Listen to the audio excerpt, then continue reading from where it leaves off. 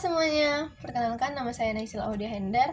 Saya mahasiswa dari Universitas Pembangunan Indonesia Manado, Fakultas Keperawatan, Prodi Ilmu Keperawatan.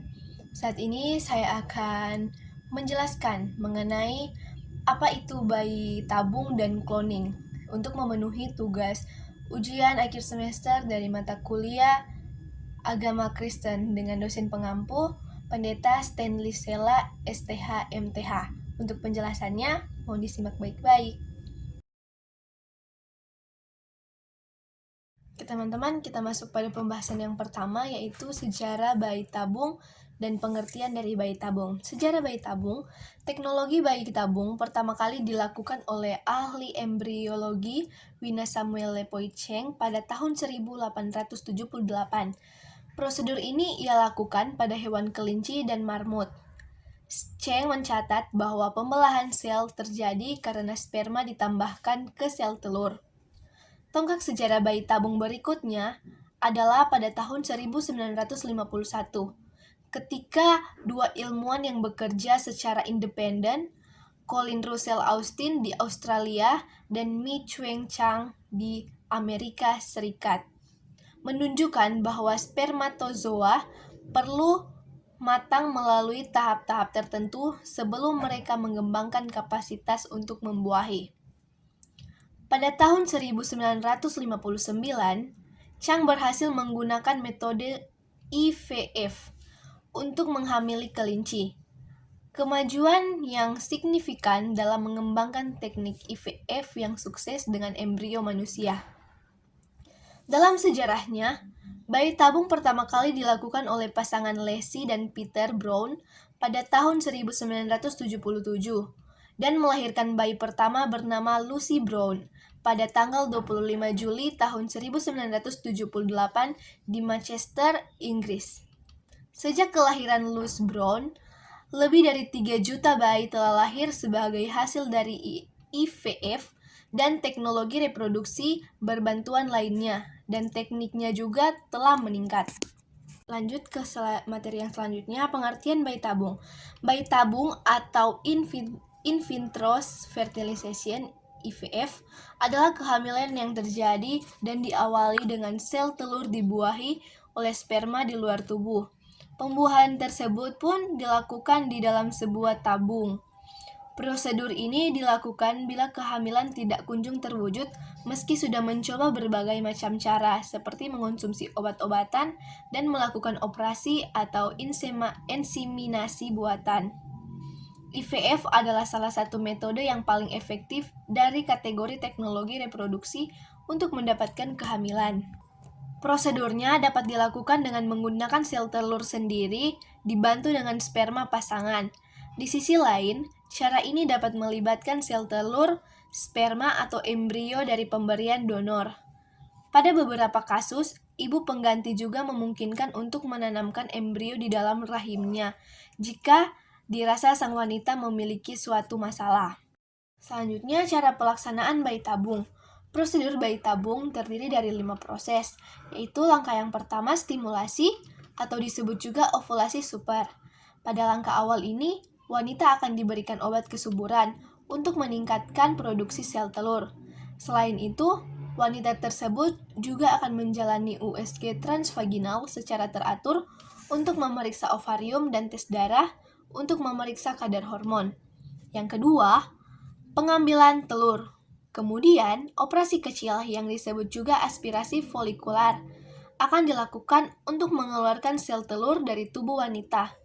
Dengan menggunakan gambar USG sebagai panduan, dokter akan memasukkan jarum tipis melalui vagina ke dalam ovarium dan kantung folikel yang berisi telur.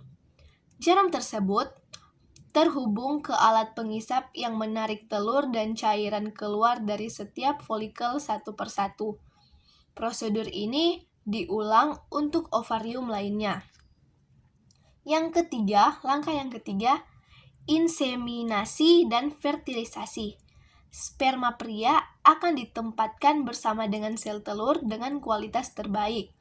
Prosedur pencampuran sperma dan sel telur ini disebut inseminasi. Telur dan sperma kemudian disimpan dalam ruang dan lingkungannya dikontrol. Sperma biasanya akan membuahi sel telur beberapa jam setelah inseminasi. Langkah yang keempat, kultur embrio. Ketika telur yang dibuahi membelah, itu menjadi embrio, staf laboratorium akan secara teratur memeriksa embrio untuk memastikan embrio tumbuh dengan baik. Dalam waktu sekitar 5 hari, embrio normal memiliki beberapa sel yang aktif akan membelah. Langkah yang kelima atau langkah yang terakhir, transfer embrio. Embrio ditempatkan ke dalam rahim wanita 3-5 hari setelah pengambilan sel telur dan pembuahan. Dokter memasukkan tabung tipis atau kateter yang berisi embrio ke dalam vagina wanita melalui leher rahim dan naik ke dalam rahim. Jika embrio menempel atau implan di lapisan rahim dan tumbuh, hasil kehamilan. Itulah langkah-langkah dari cara pelaksanaan bayi tabung. Masuk pada pembahasan selanjutnya yaitu sejarah cloning. Cloning hewan telah muncul sejak awal tahun 1900, tetapi contoh hewan cloning baru dapat dihasilkan lewat penelitian Wilmut et al. Pada tahun 1996. Dan untuk pertama kali membuktikan bahwa cloning dapat dilakukan pada hewan mamalia dewasa. Menurut Budi Daryono, cloning pada hewan dimulai ketika para pakar biologi reproduksi Amerika, Briggs dan King, pada tahun 1952 berhasil membuat klon katak melalui teknik transplanting genetik material dari suatu sel embrional katak ke dalam sel telur katak yang telah diambil intinya. Pada tahun 1962, Gurdon melakukan transplantasi nukleus sel usus katak atau somatik yang telah mengalami diferensiasi ke dalam sel telur katak yang telah diambil intinya. Sel telur berisi sel intestinum tersebut kemudian dikembangkan menjadi klon katak. Selanjutnya, pengertian cloning. Cloning adalah teknik membuat keturunan dengan kode genetik yang sama dengan sel induknya tanpa proses pembuahan.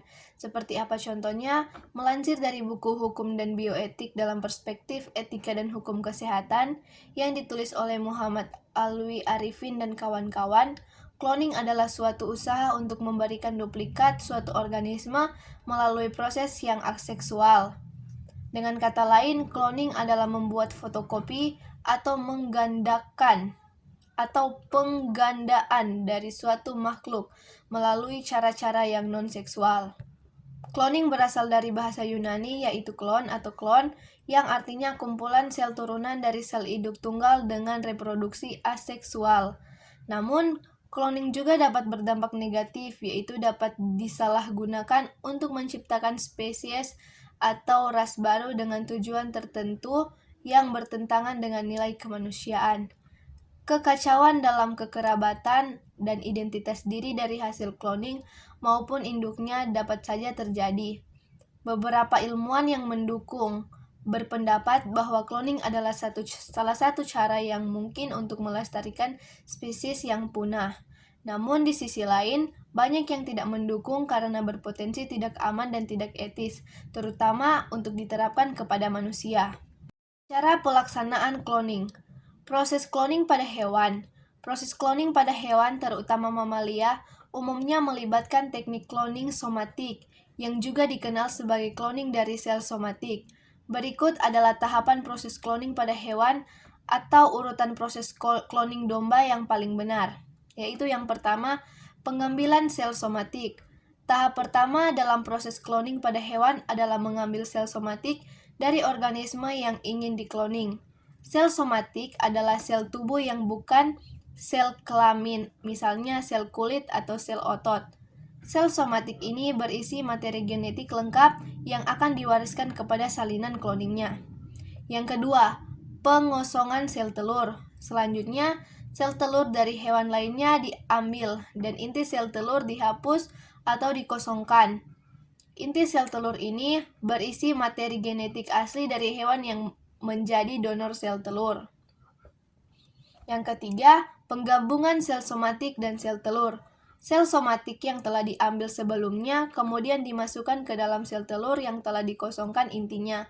Proses ini dapat dilakukan dengan menggunakan jarum halus atau dengan bantuan teknologi mikromanipulasi. Yang keempat, stimulasi dan implan sel telur. Setelah penggabungan, sel telur yang telah mengandung materi genetik dari sel somatik akan diberikan rangsangan, seperti sel listrik atau bahan kimia tertentu, untuk merangsang pembelahan dan pertumbuhan sel. Sel telur yang telah distimulasi ini akan berkembang menjadi embrio yang dapat diimplan ke dalam rahim induk atau dibiarkan tumbuh lebih lanjut di dalam kondisi laboratorium. Yang kelima, implan embrio atau pengembangan di laboratorium. Embrio yang telah terbentuk dari proses cloning dapat diimplan langsung ke dalam rahim induk yang serupa dengan proses fertilisasi alami. Namun, pada beberapa kasus, embrio juga dapat dipelihara dalam kondisi laboratorium untuk beberapa tahap-tahap pengembangan sebelum diimplan ke dalam rahim induk. Proses ini dapat berbeda-beda, tergantung pada spesies hewan yang dikloning dan tujuan dari cloning tersebut. Nah, teman-teman, kita masuk pada pembahasan selanjutnya, yaitu pandangan Alkitab terhadap bayi tabung. Apakah itu diperbolehkan atau tidak boleh? Alkitab tidak mengenal program bayi tabung, sehingga tidak secara jelas menyatakan bahwa program bayi tabung diperbolehkan atau tidak. Namun, secara tegas dalam Alkitab ada tertulis hal-hal berikut yang dapat diaplikasikan pada program bayi tabung untuk menghindarkan diri kita dari perbuatan-perbuatan dosa, yaitu yang pertama, program bayi tabung berpotensi mengambil porsi Allah dalam proses menciptakan kehidupan melalui pembuatan genetik dalam Mazmur 139 ayat 13. Ingat, Allah adalah Sang Pencipta yang berdaulat, berkuasa penuh atas semua ciptaannya, termasuk diri kita manusia. Dalam Kejadian 1 ayat 1 dan dalam Roma 1 ayat 25. Yang kedua, manusia diciptakan menurut gambar Allah dalam Kejadian 1 ayat 27 dan Kejadian pasal 9 ayat 6, sehingga merekayasa manusia melalui program bayi tabung sama saja dengan mempermainkan Allah. Yang ketiga, program bayi tabung nampaknya mendegradasi nilai-nilai pernikahan kudus. Sejatinya, pernikahan kudus adalah antara kedua pasangan yang diberkati Allah, tanpa ada campur tangan orang lain atau yang menjadi pihak ketiga dalam pembuahan. Dalam Kejadian 3 ayat 16. Dalam prosesnya, program bayi tabung dapat dikategorikan sebagai berbuat hal yang jahat di mata Tuhan apabila sperma diambil melalui proses onani. Membiarkan mani terbuang sia-sia saja sudah jahat di mata Tuhan. Dalam Kejadian 38 ayat 9-10. Dan yang kelima, yang juga perlu diwaspadai adalah bahaya persinahan, karena sperma atau sel telur yang diambil dari orang atau donor yang bukan pasangan nikahnya. Dalam Keluaran 20 ayat 14. Dan yang keenam, tidak jarang program bayi tabung melibatkan dosa pembunuhan. Dalam Ulangan 5 ayat 17, karena embrio-embrio yang kurang baik dibuang. Kita menyadari bahwa bahkan saat sperma bertemu dengan ovum atau tidak terjadi pembuahan, menjadi zigot pun, sudah terjadi suatu kehidupan yang baru. Selanjutnya, pandangan Alkitab terhadap cloning. Menurut agama Kristen, cloning manusia tidak diizinkan karena melanggar kedaulatan Tuhan sebagai pencipta. Selain melanggar kewenangan Allah sebagai pencipta, cloning pada manusia merupakan pelanggaran serius terhadap harkat dan martabat manusia yang diciptakan Allah sebagai makhluk termulia dan unik. Tuhan telah menetapkan manusia untuk berkembang biak secara alami melalui proses perkawinan. Cloning pada manusia jelas berlawanan dengan kebenaran firman, karena Tuhan menciptakan manusia sebagai gambar dan citranya, sedangkan dalam cloning, manusia berusaha menciptakan suatu individu yang mirip dengan dirinya sendiri. Di sini ada seorang ilmuwan yang bernama Saetapi. Dia memiliki pemikiran yang senada dengan Healy, bahwa dengan tegas menolak cloning pada manusia. Secara mutatis mutandis, saya setuju dan mendukung bila hal itu diterapkan pada binatang, dengan tujuan mencari bibit unggul. Tapi bila cloning diterapkan pada manusia, secara kategoris itu sudah melanggar kedaulatan dan wewenang Tuhan sebagai pencipta. Tanda Sahetapi yang pernah mendalami bidang apologenetika Kristen di Institut Alkitab Tiranus, Bandung itu. Oleh karena itu, menurutnya, kepatuhan terhadap hukum Tuhan bersifat mutlak, tanpa tawar-menawar. Menguasai bumi dengan segala isinya tidak lalu berarti manusia menjadi seperti Allah. Oke teman-teman, sekian presentasi atau sekian penjelasan dari saya. Semoga materi mengenai cloning dan bayi tabung ini bisa bermanfaat untuk teman-teman yang sudah menonton. Dan sekedar informasi untuk teman-teman semua, apalagi untuk adik-adik yang sudah kelas 12 dan masih bingung ingin masuk di universitas mana, ayo bergabung bersama dengan kami di Universitas Pembangunan Indonesia Manado. Di sini sudah ada 6 macam fakultas, yaitu yang pertama Fakultas Pertanian, Fakultas Sastra, Fakultas Hukum, Fakultas Keperawatan, Fakultas Ilmu Sosial dan Ilmu Politik, serta Fakultas Teknik. Ayo bergabung dengan kami karena kampus kami ini sudah terakreditasi baik. Dan untuk video lengkapnya mengenai kampus kami Universitas Pembangunan Indonesia Manado bisa lihat di video selanjutnya. Selamat datang di Universitas Pembangunan Indonesia Manado yang terletak dekat dengan kawasan bisnis Bahu Mall Manado. Tempatnya di Kelurahan Bahu, lingkungan 3 Manado, sangat strategis di pusat kota Manado. Dibangun di atas lahan seluas 2,5 hektar, Universitas Pembangunan Indonesia Manado berdiri megah dengan ruangan 7 lantai, terdiri dari ruangan kelas, ruangan kantor, perpustakaan, laboratorium komputer, laboratorium keperawatan, pengadilan semu, dan laboratorium bahasa, kantin, serta rooftop di lantai atas. Universitas Pembangunan Indonesia Manado memiliki 6 fakultas dengan program studi, yaitu Fakultas Pertanian, Prodi Agribisnis, Fakultas Hukum, Prodi Hukum, Fakultas Teknik, Prodi Teknik Elektro dan Teknik Sipil, Fakultas Ilmu Sosial Ilmu Politik, Prodi Ilmu Politik, Fakultas Sastra, Prodi Sastra Inggris, Fakultas Keperawatan, Prodi Ilmu Keperawatan, dan Profesi Nurse. Didukung oleh sumber daya manusia yang berkompeten dan tersertifikasi, Universitas Pembangunan Indonesia Manado memiliki dosen dan tenaga kependidikan dengan latar belakang S2 dan S3 lulusan dalam dan luar negeri.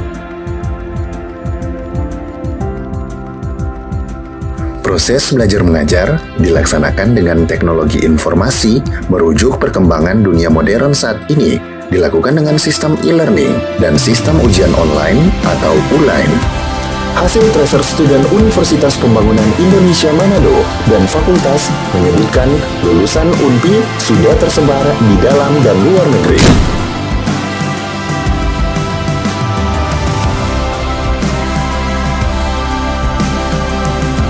Selamat bergabung putra-putri terbaik bangsa. Kembangkan dirimu, raih cita-citamu setinggi bintang di langit. Kami siap menghasilkan generasi terbaik dan pemimpin di masa depan.